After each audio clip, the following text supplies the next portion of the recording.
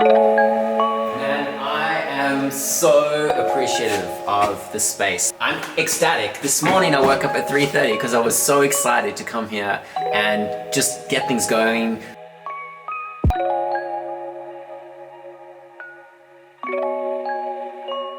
Look at the truck, think about different ways I can use the truck, and just to sort out the space.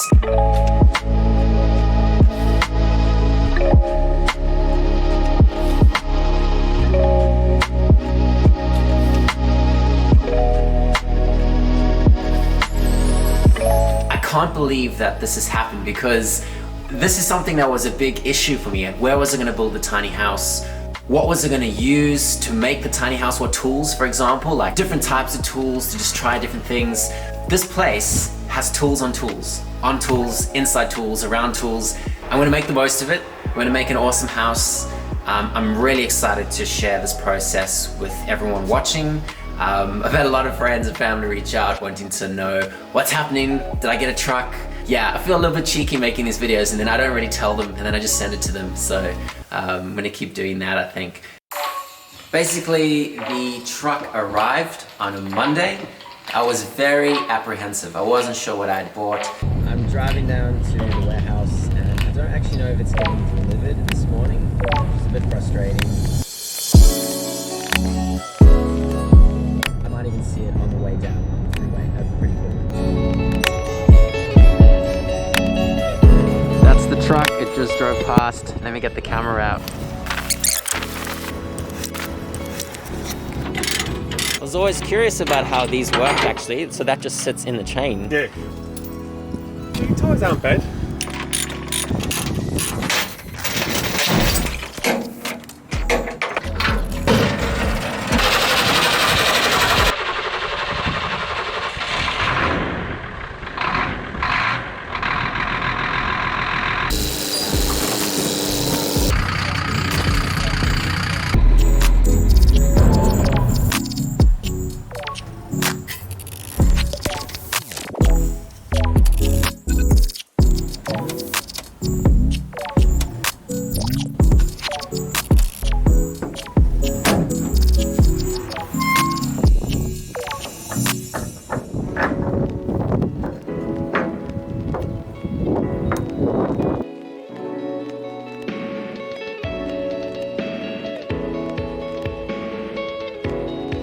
But so driving wise, Yep. Is it a synchronous or? Synchro box, yeah, it is a synchro box, yeah. Right. With the synchro, you got to use your clutch and all that. With the normal one, you don't have to use your clutch. Here we go. I'm gonna try and start this and drive for the first time.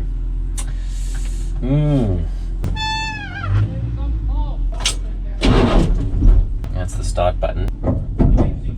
Oh, that's interesting. Oh, that gear change is massive. Second, third, fourth. I need to put that out. Hey. So I have to wait for the pressure to go up, apparently. I don't know why the air pressure's not going up, so I'm gonna have to rewatch the footage. Luckily, I got footage of the guy driving it. He took the truck off and he took it for a bit of spin. I jumped into the passenger seat and I asked him so many questions to just absorb as much information I could about running the truck and how, you know, I might be able to get roadworthy, things that I need to change. And so that was pretty cool. Nice guy as well. I didn't drive it very far. I just wanted to be able to move it around the yard. First time driving a truck. Man, this is weird as. Should try go for second gear. Just make sure I can stop first. Alright, yeah, it stops. Ugh. Man, I don't know how to get into second gear. It's challenging. There we go. Alright, let's go for third. Back into second. You can see a lot out the back of a truck when you reverse, that's cool. Oh yeah? Makes sense.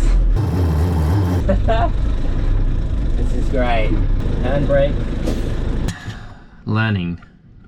I like it. Might have to fix that. Basically, I've just been looking at the truck, spending time with the truck, touching the truck, cleaning the truck, thinking about different ways I can use the truck for living and the way that the container is going to sit in it. I'm just kind of letting it percolate at the moment and letting ideas flow in my head and beating things out. So one of those awesome ideas, which I think might work really well. My truck is 40 years old. It's quite old. It's from a farm. You would have seen in the previous video. There's actually timber that lines the entire tray. There's 8 meters of solid timber. The timber sits underneath a metal plate. It is a hardwood, so it could make a really nice floor. But the wood is rotting and I can maybe cut the plate out, take all the wood out and maybe dress it and plane it and shave off that old outside exterior wood to get to the good stuff inside. There's something that I was very surprised to learn about these kinds of trucks is they run on air pressure. What's the air for? Your brakes and all that. See, that's how much I don't know. Yeah. So the brakes, they're shut until the engine starts pumping air into the truck, and the brakes then release, and then you're able to move forward and drive. So that's really cool. Like, you know, it's got a built-in safety mechanism. I didn't understand that, so after the truck had been delivered and I had done that little test drive, I took a little break, came into the workshop, and then I went back outside, and I tried driving the truck and it wouldn't move, and I was like, uh-oh, I think I bought a lemon, something's not right. So just after a quick bit of YouTubing on how to drive buses, I learned that that was a thing. Yeah, that was cool. You know, it seems really simple, and for people who've got these licenses who drive these trucks, it must be super obvious. But it's those small things that I'm really enjoying learning at the moment, and a lot of us civilians don't know that stuff. Oh man, I hope this works because the truck is not running at the moment. We were trying to reverse the truck to test if it actually fit in the garage because it'll give me an idea of how high I can build the tiny house. It needs to be able to exit the warehouse. But basically we were lining up to reverse and then the truck stopped working and we couldn't figure out what was going on. It just wouldn't start. It just kind of petered off and died. Like it just wasn't working at all. We're in a warehouse precinct, so next to us are other tenants, other warehouses. Some of them know about engines and how they work, so you know, they came out and kind of helped because it's quite a loud truck and you can kind of see exactly what's happening. And we kind of had a discussion. Someone mentioned it was the fuel injectors, the fuel pump, the fuel filter. These are just different stages that the fuel goes through when it travels from the tank into the engine. I was a little bit worried that I had bought a truck that didn't work. The one thing I wanted to get was an engine that worked properly, even though it is quite an old truck. And I could fix the other things. Yeah, it was nice having a team of people to talk to. On the fuel gauge, you can see that it goes from full to half and to empty. When it goes full to half, the truck's empty. Fuel gauge only works from here to here. There's no more fuel in the tank, so that's what happened. Good to know. I am looking forward to getting a mechanic in to do a service in front of me so I can ask him a barrage of questions and then try and start servicing the truck myself and then kind of like tidy up the engine. It's pretty dirty down there. Today, I tried to sort out this amazing space. So we've just got this old fireplace that I've asked Rob to throw out, and he's always a creative fella. So let's see what he's got in. What? Hey, Jamie. Hey, mate. Jamie. Yeah, man. So we just had this decent discussion about how and where this entire device is a very small word. Yeah, it's not quite a device. Effectively, if you add up that, plus that, divide it by that with that, you may have this much room left. And I'm just about to find out how high the truck is to know how high I can build my tiny house. Let's do it. Let's try.